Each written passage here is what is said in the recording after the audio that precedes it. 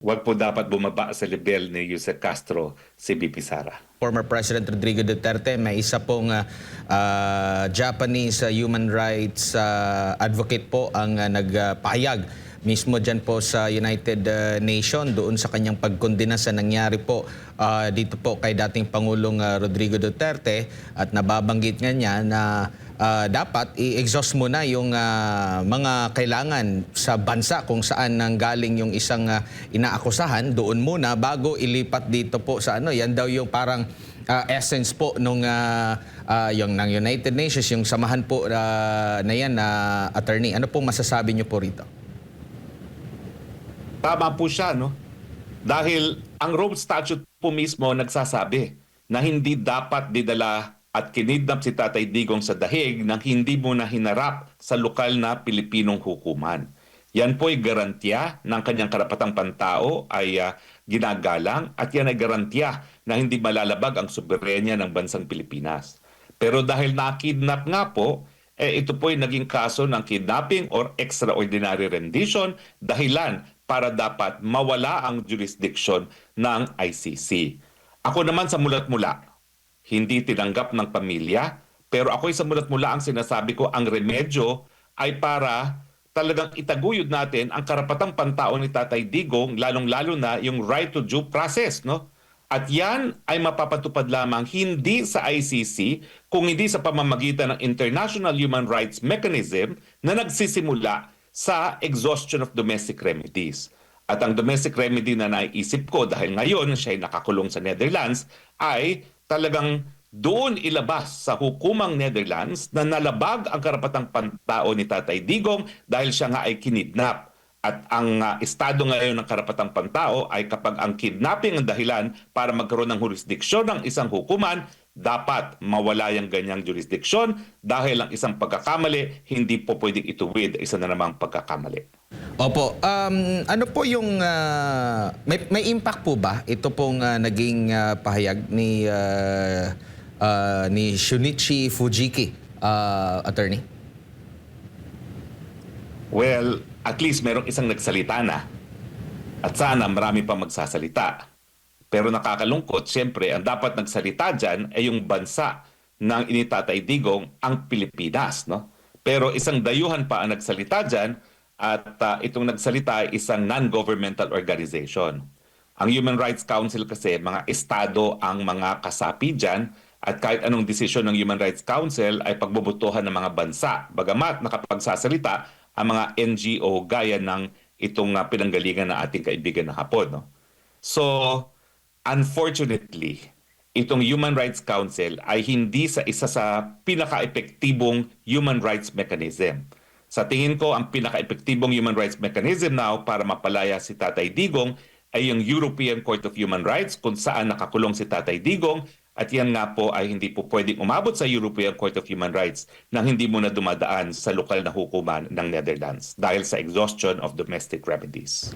Lipat po ako ng iba pang issue, attorney, dito po sa impeachment naman laban kay Vice President Sara Duterte. Ano pong masasabi nyo dun sa pagbanggit po ng House Committee on Justice Chair, Congresswoman Luistro, na magsasagawa sila ng mini trial? Pwede po ba itong ganito, attorney? Hindi po ba ang Senado ang mismong magkakaroon talaga ng trial ukol po dito sa impeachment? Ang nakasaad po sa ating saligang batas at doon sa desisyon na ng Korte Suprema doon sa kaso ng Duterte versus sa House of Representatives ay dapat suportado ng ebidensya ang mga paratang. At hindi po pwede na pagbotohan ang isang impeachment complaint kung siya ay sufficient in form and substance nang hindi nakikita ang ebidensya. Wala namang binabanggit na trial doon. Ang tingin ko, ang gusto talaga mangyari ng House Committee na yan ay para magkaroon ng isang kangaroo court kung saan ang mga taong nagsisinungaling ang siyang magbibigay ng mga maling testimonya laban kay BP Sara, nang sa ganon masira si BP Sara sa mata ng taong bayan. Pero tingin ko, by now, alam na ng taong bayan na walang mabuting lalabas dyan sa House of Congressman na yan. No? At ang talagang pakay lang nila ay sirain hindi lang mga Duterte, kung hindi pati ang mga aliado ni Duterte, dahil pati naman ako, no, dinadawit diyang star witness ko, no, laban kay BP Sara na isang nakakulong ngayon dahil sa heinous crime na 2 counts of kidnapping for ransom. Opo, kasi ang posibleng mangyari dito, magkakaroon ng pagsubpina ng mga dokumento. Parang ang sabi nga ng panig po ng pangalawang Pangulo, mangyayari po dyan ay ang fishing expedition pa nga. Kinwestiyon din nila dahil sinasabi po ng Kamara na itong mini trial daw ay para bigyan daw ng pagkakataon yung both party, magkabilang panig, complainant at yung mga respondent na mag-present ng kanilang mga witnesses, mag-present ng kanilang mga ebidensya. Kumbaga parang magkakaroon ng trial, pero sabi ng kampo ng Pangulo, hindi sila makakapag-cross-examine doon sa mga witnesses. Unlike talaga kung dito na aakyat na sa Senado po, Attorney. Alam mo, yan din ang dahilan kaya ako umalis na ng Pilipinas nung ako'y iniimbestigahan ng WAD Committee. Kasi yung mga supina-supina nila, kunwari lang yan na nais nilang malaman ng katotohanan. Ang totoong dahilan kung bakit sila nagsusupina, wala silang ebidensya at sila ay nag-engage in a fishing expedition. Kaya nga ako, hindi ako sumunod doon sa mga hinihingi nila mga dokumento dahil kung talagang meron akong pagkakasala, dapat linabas na nila. Bakit ako pang bibigay ng ebidensya sa kanila para magamit nila laban sa akin?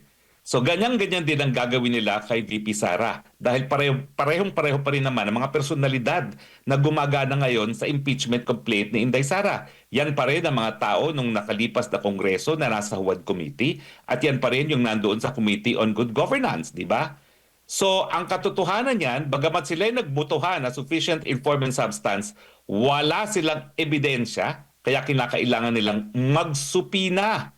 Pero sa tingin ko, malinaw na ngayon ang desisyon ng Korte Suprema sa kaso ng Duterte versus sa House of Representatives at kung hindi ba naman natuto pa itong Kamara neto, talagang, ewan ko ba, kubuhan na sila ng, ewan ko ba talaga kung hindi pa nila nabase ito sa desisyon ng Korte Suprema, no?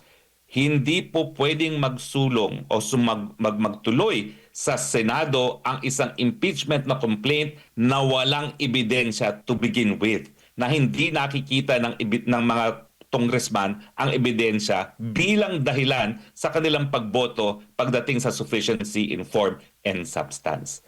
Walang ebidensya, fishing expedition, at saka syempre, trial by publicity ang gagawin nila laban kay VP Sara. Opo, ang napapansin din ng ating mga kababayan ay binibigyan ng pansin nila ito pong sinasabing pahayag or accusation, allegation nitong si Madriaga, no, na nakakulong ngayon, ikinumpara nila sa treatment naman ng gobyerno dito po sa tinaguriang Brave 18 attorney na kinwestiyon yung kanilang pag-notaryo, sino yung nagnotaryo, pati mga witness at as per Attorney Levy Baligod, inabanggit pa doon kung kanino yung sasakyan yung ginamit sa paghahatid.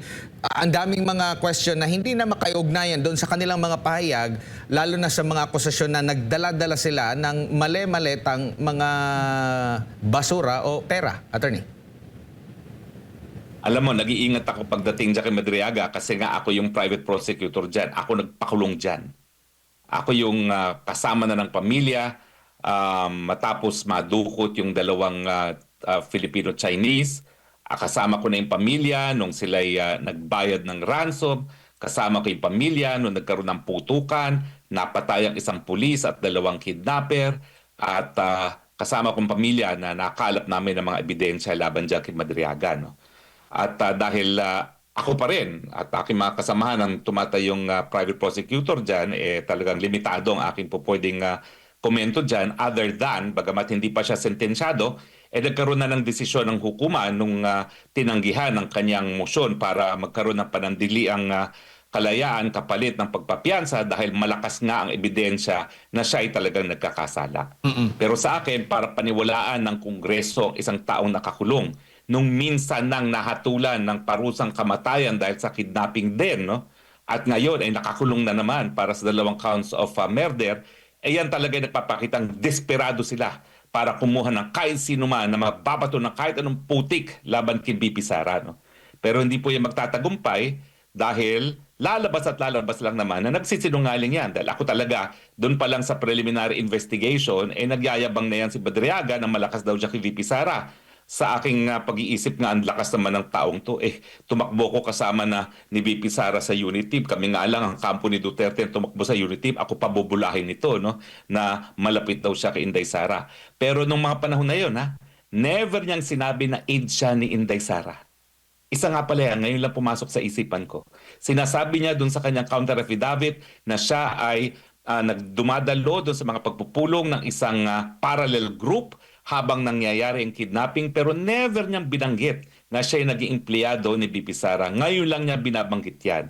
So, hindi ko pa yan nailalabas doon sa mga abogado ni VP Sara. Pakisabi na lang sa kanila na lahat ng mga counter affidavit niya sa preliminary investigation, never niyang binanggit na meron siyang kahit anong relasyon kay VP Sara other than malapit daw siya kay VP Sara. No? In any case, yung tanong mo naman doon sa 18, yan po ay mga sundalo. Inalay ng buhay para sa idang bayan. Ngayon, sila ngayon ay tinatratong akusado. Samantalang sila binubuwis ang buhay para maging testigo nang sa ganon, magkaroon naman ng paglilitis laban sa mga kurapot sa gobyerno at magkaroon ng solusyon ang problema ng taong bayan dahil ngayon, mahirap ang Pilipinas dahil nga sa korupsyon. Opo, Attorney, follow-up lang question po, no? Ginagawa po ba ng NBI na magkaroon po ng tinatawag na validation sa truthfulness ng mga affidavit? Kasi una, inimbitahan daw sila doon, as per Attorney Baligod, ng verification of entity. So, ano lang, kung ito bang mga pumirma na ito, sila talaga yon. Pero yung pag-validate ng truthfulness sa mga affidavit, sila po ba yan? Or sa korte na yan? O sa prosecution? Saang level po ba yan, Attorney? Kaya nga ang tawag sa kanila, National Bureau of Investigation. Silang dapat mag-imbestiga at yung counter-checking, yung fact verification doon sa mga sinumpaang salaysay ng mga sundalo, yan ang magpapakita kung ano talaga ang katotohanan. Kung talaga hindi naman nila bubusisiin at i-verify yung mga datos, yung mga detalye, no? At napakadaming detalyeng sinabi ng mga sundalo, talaga walang investigasyon na mangyayari. Pero alam mo, Admar, hindi ako confident na merong honest to goodness investigation na mangyayari dyan dahil yung direktor ng NBI, direktor lang yan dahil siya ay binigyan ng premyo. Premyo dahil siya ay naghain ng isang disbarment case laban sa akin dahil sa pulboronic video. Opo, dito naman po sa side po ng ombudsman attorney, normal po ba na magbigay agad ng pahayag? Nagpasaklolo nga sila doon para imbestigahan. Pero ang nangyari, mayroon ng mga paunang mga pronouncement po na kesyo hindi totoo. Tapos meron naman sinabi, meron daw doon na naganap daw yung sinasabing bigayan ng maleta, instance daw na sa panahon pa ng mga Duterte. Mga ganito pong mga pahayag na nauuna pa sa investigasyon. Hindi po ba sila dapat na manahimik muna, imbestigahan at ilatag kung ano yung findings nila po? Attorney, kakaiba yung ating ombudsman po sa kasalukuyan. Kakaiba talaga. Dahil kaya nga binuo ang ombudsman, hindi sa ordinaryong batas, kundi sa saligang batas, binigyan siya ng kapangyarihan na talagang malaman ng katotohanan pagdating sa katiwalaan ng mga taong gobyerno. At sila dapat ang nangunguna sa investigasyon dahil talaga namang merong talagang power to conduct investigations itong ombudsman. Hindi yan na parang piskal lamang na tatanggap lang ng ebidensya. Katungkulan nila na magbungkal ng ebidensya. At sa akin, dereliction of duty nangyayari dahil ito ng ebidensya ibinibigay sa kanila, tinatanggihan pa ng ombudsman. Attorney, balikan ko lang yung kay Madriaga. Dapat bang kabahan o mag-alala si Vice President Sara Duterte dito? At sa tingin mo, sino kaya ang nasa likod kay Ramil Madriaga? Bakit nagsasalita siya? Kahit sa kabilangan ng kanyang sitwasyon ngayon, nakakulong siya at napaka-confident niya ngayon. Well, paano naman kakabahan si Inday Sara Duterte dyan eh. Yun na nga, no, nakalimutan kong sabihin yun. Hindi ko pa wala pa akong komunikasyon kay Vice President since alam ko na itong mga nakalipas na panahon. No? Pero ngayon lang lumabas yan na sinasabi niya na siya empleyado ni Inday Sara Duterte. No? Dahil nung mga counter affidavit niya sa kidnapping, wala siyang ganyan sinasabi. Alabay lang yung ginagawa niya na habang nagkakaroon ng kidnapping, nag-a-attend siya ng parallel group. No? At never niyang nabanggit na siya ay naging taong gobyerno na sana magpapatunay sa kanyang pagkatao. No?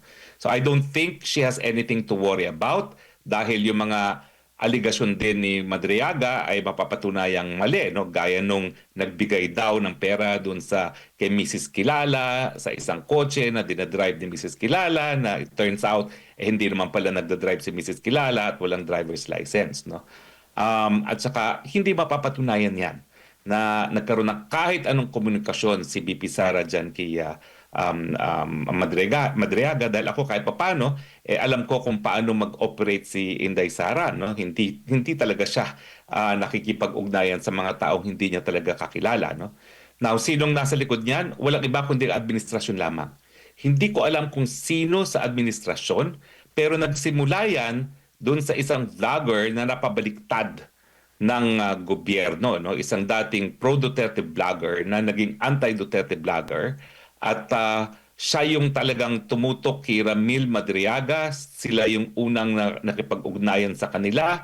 At sa tingin ko ay nakipag-ugnayan itong vlogger nito sa mga taong gobyerno. No? Mga taong malapit sa administrasyon na naghahanap ng putik laban kay Inday Sara Duterte to the point na hindi lang sila naghanap ng putik, gumawa na sila ng sariling putik nila para batuhin si BP Sara. At doon nga sa sinasabing mini trial na gaganapin dyan sa Kamara, sinabi po ni House Committee on Justice Chairperson Jervy Luistro na batay sa kanilang rules rules ng impeachment proceedings, ang respondent mismo ang dapat magpresenta ng kanyang ebidensya at magharap ng mga testigo. So hindi po pwede po ang lawyer, attorney? Hindi ko alam kung anong rules ang pinag-uusapan niya. Baka naman gaya ng presidente, meron ng guni-guni rin tong si Luistro. No? Wala pong ganong provision sa kanilang rules. Natatawa na lang po ako dahil ito rin yung babae na nagbabato ng putik sa akin ng Huwad Committee. No? Nag-i-issue ng supina para sa mga dokumento.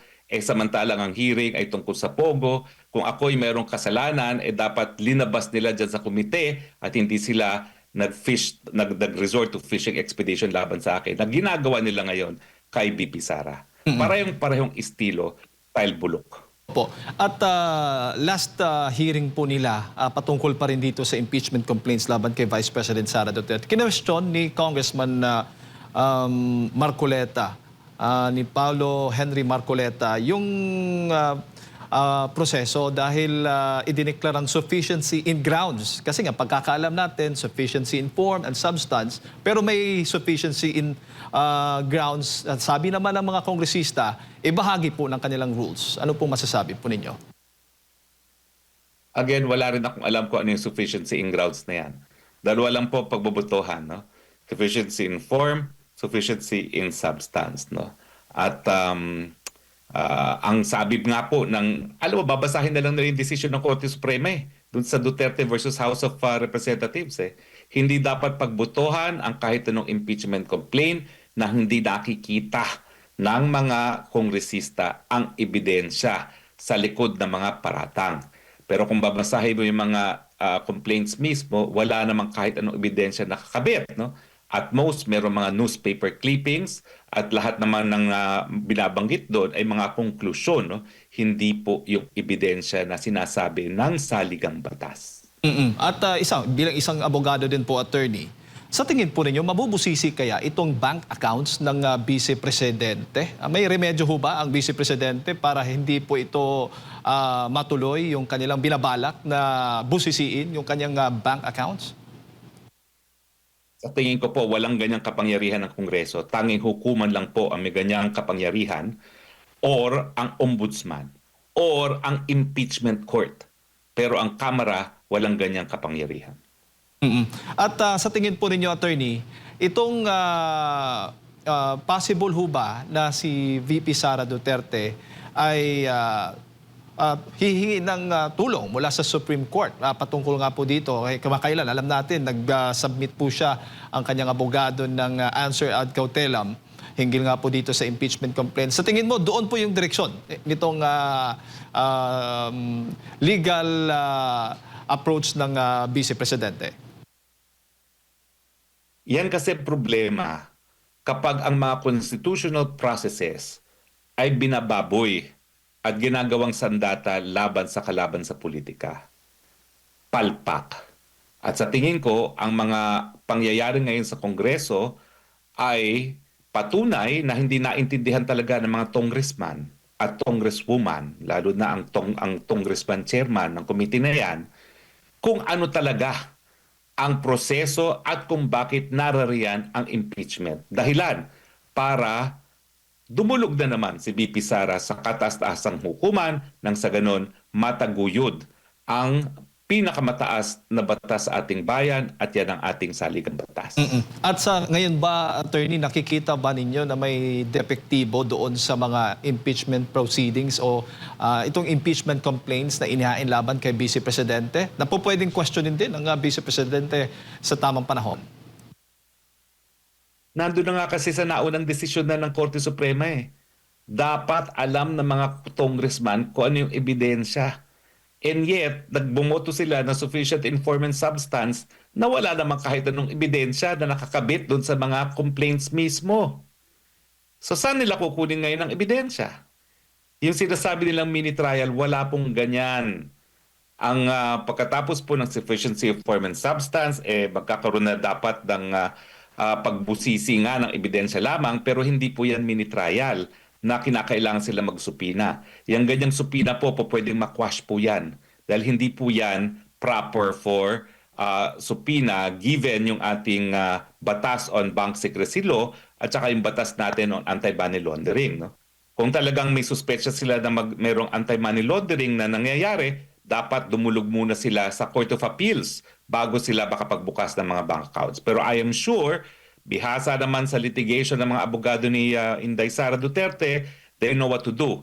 Pero sigurado po ako na hindi pipikit ang mga mata ng ating mga mahistrado kapag nalalabag na naman ang ating saligang batas at sa tingin ko, linalabag na naman ng House of Congressmen ang ating saligang batas.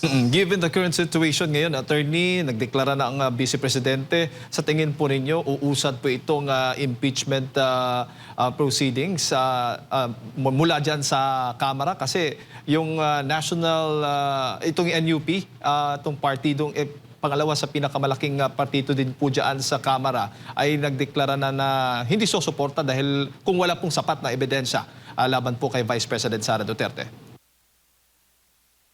Alam nyo, kung talagang tapat sa panunungkulan nila itong mga congressmen ito, sa dami ng pagsubok na hinaharap natin, lalong-lalo na dahil dyan sa putukan sa gitnang silangan, dapat yan ang kanilang ginugugulan ng panahon. Pero dahil ang talagang gusto mangyari ng administrasyon na ito, na sunod-sunuran sa presidente, ang Kongreso, no?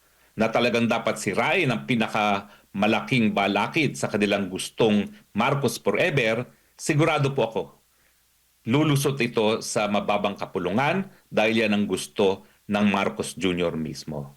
Pero in the end, magsisisi sila.